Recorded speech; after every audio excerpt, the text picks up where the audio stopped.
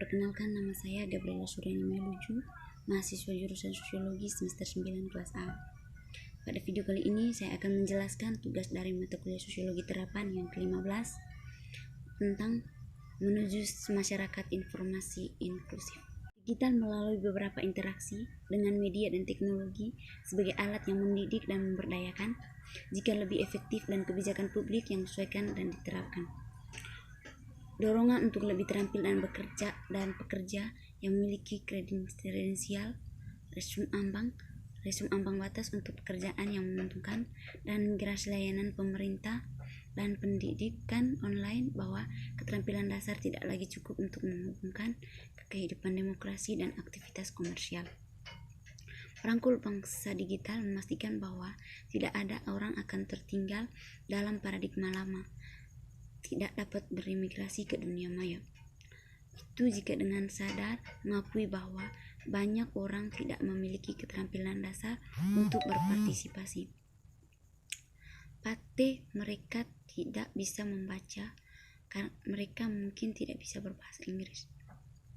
Mereka mungkin buta atau sakit, jadi pembuat kebijakan dan pimpinan komunitas ditekankan untuk mendapatkan upaya mereka untuk mengatasi tantangan ini dengan bantuan teknologi jika sesuai.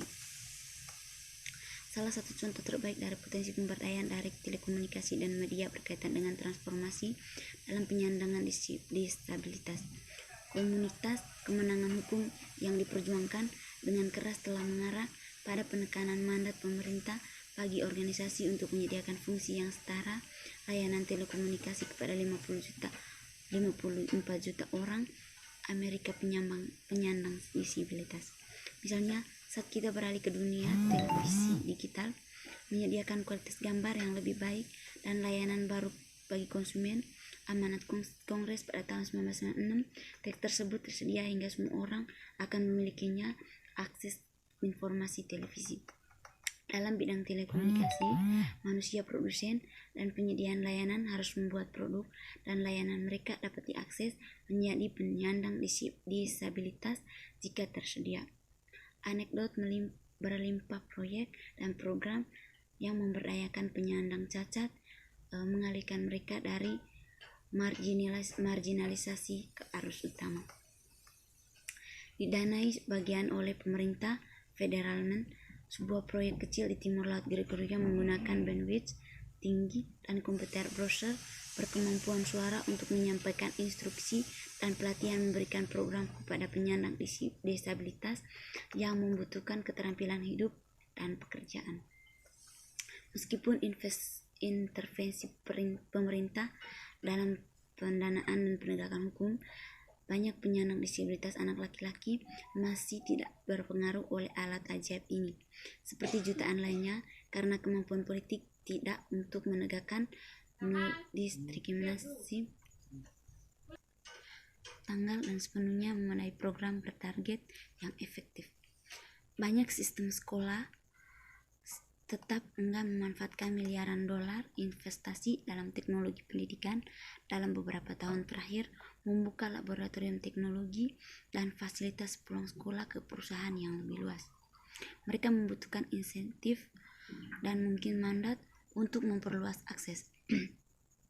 Akhirnya, pada dasarnya, iklan menyatakan bahwa komputer dan perangkat communication adalah dasar dan penting memotivasi para pemangku kepentingan untuk mengambil tindakan untuk memastikan bahwa bangsa digital dibangun dari cetak biru yang kokoh dan diimplementasikan dengan aliansi luas dari pendukung publik dan swasta dengan semua kecepatan yang sengaja. Mengetahui dasar-dasar dewasa ini jelas melibatkan lebih dari sekedar belajar membaca dan tulis. Ada sedikit keraguan tentang ini, namun status quo seringkali sulit untuk membungkuk.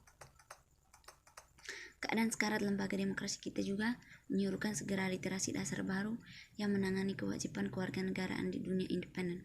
Telekomunikasi dan media bisa menjadi pendorong penting dalam menghubungkan masyarakat dan budaya dengan cara yang membangun toleransi di bawah berdiri dan bentuk baru aksi kolektif. Salah satu pusat media remaja di Chicago yang disebut Pemuda Tingkat Jalan bekerja dengan kaum muda dalam kota di media seni dan teknologi baru untuk digunakan dalam ekspresi diri, komunikasi, dan perubahan sosial. Mendemonstrasi manifestasi yang baru lahir di antara solidaritas nasional, siswa street level melakukan perjalanan ke Chiapas, Meksiko di 1998 dan bekerja dengan pemuda adat untuk melatih mereka dalam produksi video untuk mempresentasikan perjuangan mereka melalui mata mereka sendiri pada internasional hadirin. Pembangunan media interaktif untuk mengatasi batas-batas tradisional geografis dan identitas menandakan minat otentik di antara kaum muda di media, teknologi, keadilan sosial, dan keterlibatan global dan harus dirangkul. Pada awal 1990-an, komunitas perpustakaan mengidentifikasikan literasi informasi sebagai keterampilan penting yang harus dimiliki di zaman di mana komputer mikro dan alam semesta 500 saluran mempercepat kebutuhan untuk menemukan, mengevaluasi makan, dan menggunakan informasi secara efektif. Jika kita akan minum dari api salang dengan miliaran halaman web di ujung jari kita, maka kita harus memilikinya keterampilan untuk mengatur alirannya.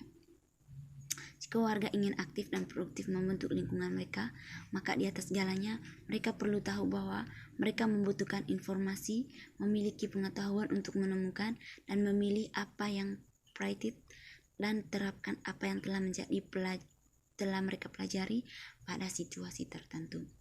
Di media banjir di mana perbedaan antara informasi yang kredibel dan kurang dapat diandalkan, dikabulkan, dan garis antara pendidikan dan hiburan menjadi kabur, literasi media menjadi bagian penting dari persamaan untuk membuat warga lebih banyak pembuat keputusan yang informasi dan lebih baik.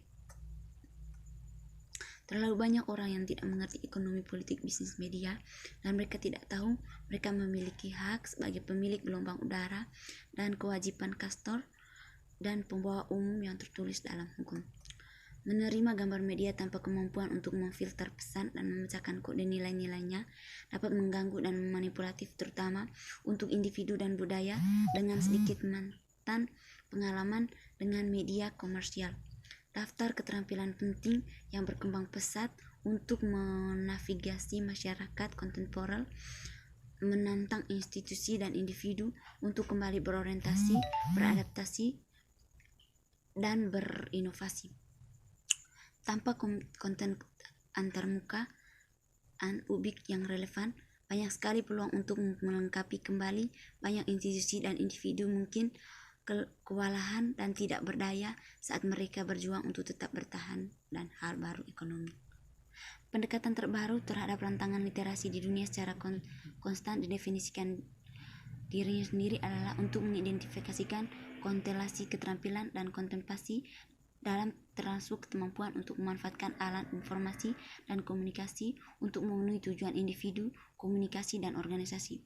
Pendekatan ini kompleks dan dinamis, baik dalam mendefinisikan apa hubungan kita dengan yang baru tersebut. Alat dan pelajari harus dalam memanfaatkan potensi mereka untuk menutup kesenjangan di arena keterampilan kognitif dan teknis lainnya.